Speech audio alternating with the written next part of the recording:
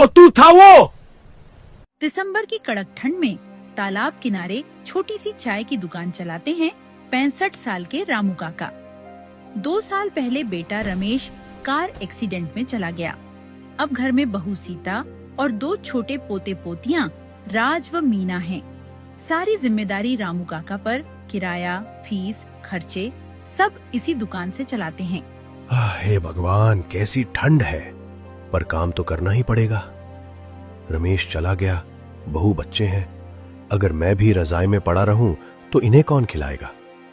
रमेश बेटा, तू होता तो 2 हाथ बढ़ जाते। हे राम, बस आज दुकान अच्छी चलवा देना। चाय उबलने लगती है, भाप उठ रही है। रामू काका को 2 दिन पहले का मकान मालिक याद आता है। काका, दरवाजा खोलिए, 3 महीने से किराया नहीं दिया। आइए मालिक, बैठिए। बैठने की जरूरत नहीं, 3 महीने का किराया बाकी है। मैं भी ईएमआई और बच्चों की फीस भरता हूँ, मुफ्त में घर नहीं चला सकता। मालिक, हालात खराब हैं। रमेश चला गया, दुकान भी ठंड में कम चल रही है। थोड़ा वक्त और दे दीजिए, पैसा दे दूंगा।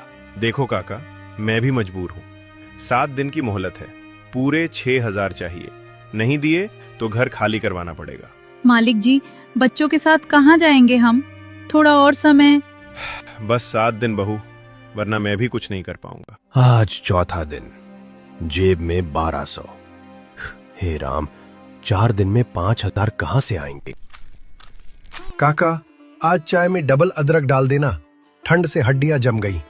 सुबह से रिक्शा खींचते खींचते थक गया हूँ, सवारी भी कम मिल रही है। एक गरम चाय ही सहारा है। ले बेटा, स्पेशल बना रहा हूँ, डबल अदरक, इलायची भी डाल दी। बैठ आराम से, परिवार सब ठीक है ना घर में? बस काका, जैसे तैसे गुजारा हो रहा है। 2 बच्चे हैं, उनकी फीस भरनी है, घर का किराया है, बीवी की दवाई है। ठंड में सवारी कम निकलती है, लोग टैक्सी या बस पकड़ लेते हैं।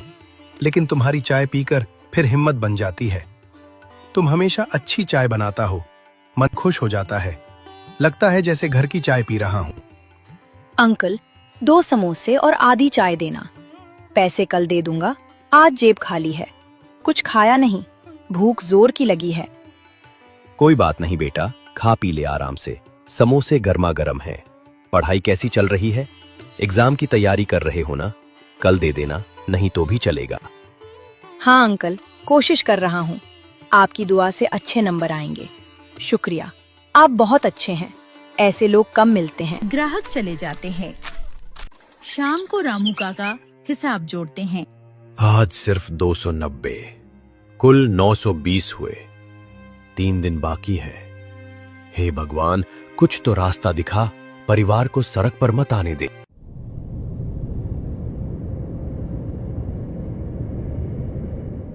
रात गहराई है। छोटे से घर में ठंडक घुस आई है। मीना चारपाई पर कराह रही है, बदन तप रहा है। दादाजी, बहुत ठंड लग रही है, सिर फट रहा है, कुछ अच्छा नहीं लग रहा। काका जी, सुबह से बुखार है, कोयला खत्म हो गया, अंगीठी नहीं जला पाई, दवा भी घर में नहीं है, पैसे कहाँ से लाऊं? बच्ची बहुत तकलीफ में है, देखते नहीं सहा जाता। अरे, बुखार तो बहुत तेज है, बदन आग की तरह तप रहा है। ये लो 100 रुपए, अभी डॉक्टर के पास ले जाओ। अच्छी दवा लाना और थोड़ा कोयला भी। रात भर ठंड नहीं सहनी चाहिए मीना को। लेकिन काका जी, किराए के लिए बचाकर रखे थे ना ये पैसे, अगर ये भी चले गए तो मालिक क्या कहेगा? किराया बाद में देख लेंगे बेटी, पहले मीना ठीक हो। बच्ची की सेहत से ज्यादा जरूरी कुछ नहीं। पैसे फिर आएंगे, लेकिन उसकी तकलीफ नहीं देखी जाती। जाओ जल्दी, देर मत करो। सीता पैसे लेकर चली जाती है। रामू काका मीना के पास बैठते हैं, उसका हाथ थामे। सुबह सुबह रामू काका सुनहरी घड़ी निकालते हैं। अम्मा, ये घड़ी तुम्हारे बाबूजी ने दी थी, तुमने संभाल कर रखी, फिर मुझे दी।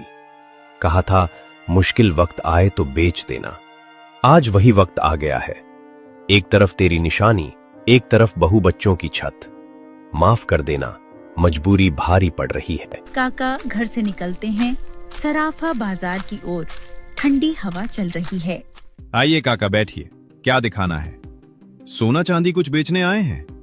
बेटा, ये पुरानी जेब घड़ी है, घर की निशानी है, बहुत पुरानी, सोने की लगती है।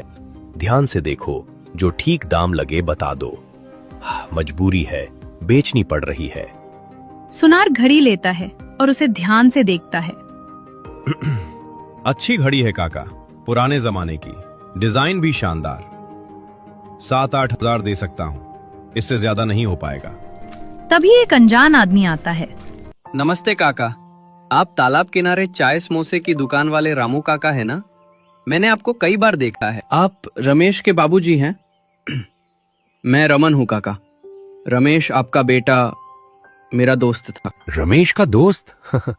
अचानक आज यहाँ कैसे आ गए बेटा? कुछ काम था?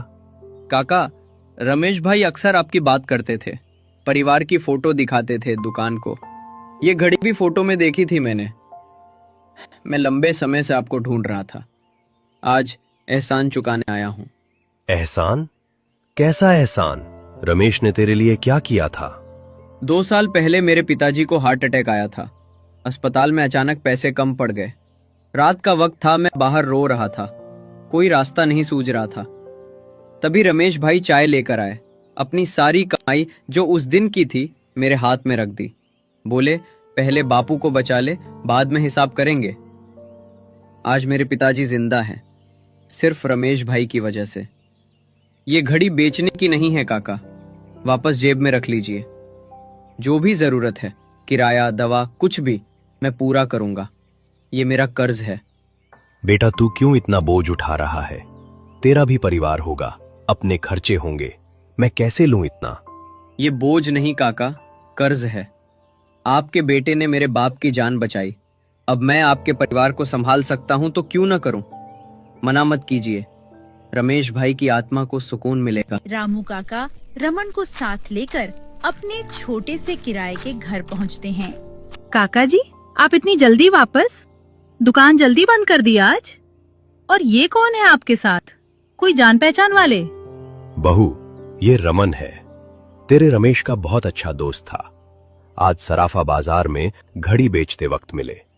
इन्होंने ही मुझे रोका, नहीं तो घर की निशानी चली जाती। नमस्ते भाभी, मुझे सच में बहुत पहले आना चाहिए था। रमेश भाई की वजह से आज मैं यहाँ खड़ा हूँ। वो हमेशा परिवार की बात करते थे। माफ कीजिए, इतने दिन लग गए आने में। काका, सराफा में किराए की बात सुनी मैंने। मकान मालिक ने 7 दिन का टाइम दिया था ना? कितने पैसे चाहिए पूरे? आज चौथा दिन है ना? हाँ बेटा, 6,000, लेकिन अब हाथ खाली हैं। मीना की दवा में आखिरी पैसे भी चले गए। रमन जेब से नकद और चेकबुक निकालता है। ये अभी के खर्च के लिए रखिए काका, किराया मैं खुद मालिक को दे दूंगा, पूरा बकाया और अगले कुछ महीनों का एडवांस भी। आप लोग अब कोई टेंशन मत लीजिए, सब संभल जाएगा, मैं वादा करता हूँ। ये आप क्या कर रहे हैं? हम रिश्तेदार भी नहीं आपके। इतना बड़ा एहसान क्यों? इतने पैसे हम कैसे चुकाएंगे? ये जीवन भर कर्जदार रह जाएंगे। भाभी, एहसान नहीं है, ये कर्ज है मेरा। आपके पति ने मेरे पिता की जान बचाई थी। अस्पताल में रात को पैसे दिए थे, अपनी सारी कमाई। बोले थे, पहले जान बचा, हिसाब बाद में। आज मेरे पिताजी जिंदा हैं, सिर्फ रमेश भाई की वजह से। उनका परिवार बचाना मेरा फर्ज है, बस इतना समझ लीजिए। मना मत कीजिए, वरना रमेश भाई को तकलीफ होगी। समय बीतता है, नई दुकान और घर में परिवार खुशी से रहने लगा है, लेकिन रमन इन दिनों चुप चुप रहता है। रमन बेटा, इन दिनों कुछ उदास उदास लग रहा है, चेहरा बुझा बुझा सा। काम का तनाव है या कुछ और? बता दे, दिल हल्का हो जाएगा। हम अपना मानते हैं तुझे अब। काका, आपने इतना मान सम्मान दिया, परिवार में जगह दी, लेकिन एक सच है जो मैं लंबे समय से छुपा रहा हूं।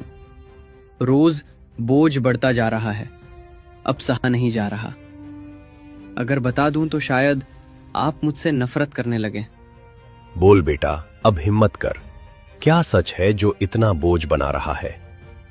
काका, रमेश भाई के एक्सीडेंट वाली रात, वो कार, उसे चलाने वाला ड्राइवर मैं था, मैं ही था।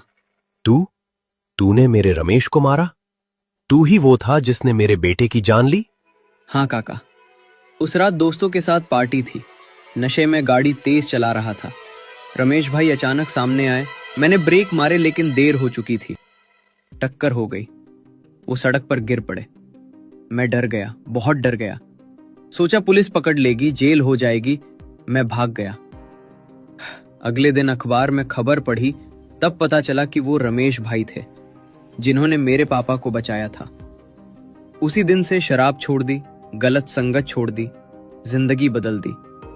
कम से कम अस्पताल तो ले जाता बेटा, एक बार तो देखता कि जिंदा है या नहीं। शायद बच जाता मेरा रमेश। तू अमीर था, गाड़ी तेरी थी, तुझे क्या डर था इतना? यही बात मुझे रोज खाती है काका। नींद नहीं आती। हर रात वही सीन आंखों के सामने आता है। डर और नशे में गलत फैसला लिया। आपको ढूंढता रहा लेकिन सच कहने की हिम्मत नहीं हुई। बस चुपके से मदद करता रहा। किराया, दुकान, घर, ये सब मेरी सजा है। अब झूठ सहा नहीं जा रहा। जो सजा देना चाहे दीजिए, पुलिस के हवाले कर दीजिए, जो चाहे कीजिए। एक और बात है काका, मैंने सीता भाभी को विधवा किया। अब जिंदगी भर उनकी भरपाई करना चाहता हूं। मैं उनसे शादी करना चाहता हूं। तू पागल हो गया है? जिसका सुहाग तूने छीना उसी से शादी करेगा? दुनिया क्या कहेगी? दुनिया कुछ भी कहे काका, मैं रमेश भाई की जगह नहीं लेना चाहता। बस उनकी छोड़ी हुई जिम्मेदारियां निभाना चाहता हूं।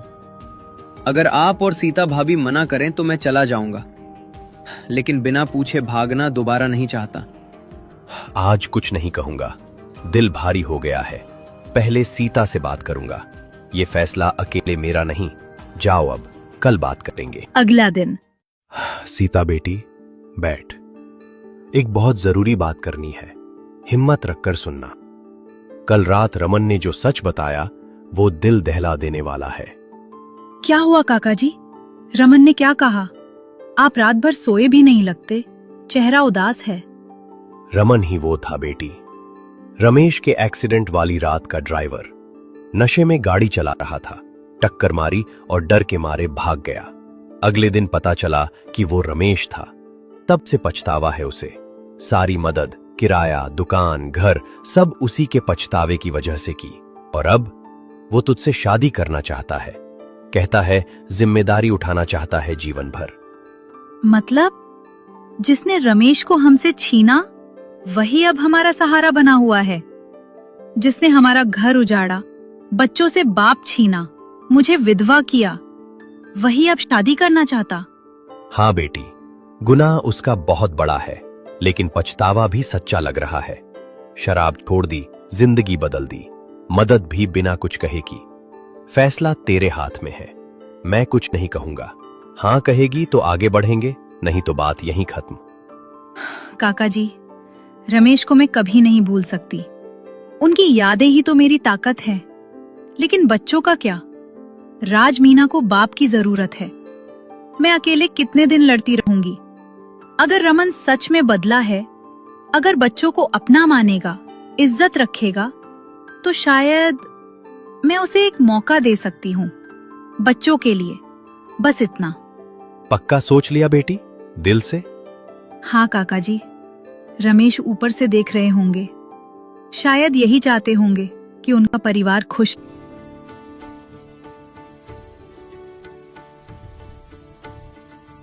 कुछ साल बाद गांव के पास हाईवे पर चमकता हुआ बोर्ड, रामू काका का ढाबा। ट्रक, बसें, कारें भी वहां रुकती हैं। वाह काका, ये चाय तो कमाल की है। सुबह से हाईवे पर गाड़ी चलाते चलाते थकान हो गई थी। बदन अकड़ गया था। एक घूंट पीते ही सारी थकान मिट गई, जैसे कभी थी ही नहीं। दूर दूर तक घूमा हूं, लेकिन ऐसी चाय कहीं नहीं मिली। क्या राज है इसमें? कोई खास मसाला डालते हो? बेटा, राज कोई एक नहीं है। चाय में अदरक इलायची के साथ जिंदगी की पूरी कहानी घुली हुई है। दुख की, तकलीफ की, गलती की, पछतावे की और सबसे बड़ी माफी की। जब दिल से बनाओ तो स्वाद अलग ही आता है। पीते रहो, रास्ते की सारी थकान उतर जाएगी। सफर अच्छा लगे, यही दुआ है। रमेश बेटा, देख रहा है ना ऊपर से, तेरी नेकी लौट कर आई।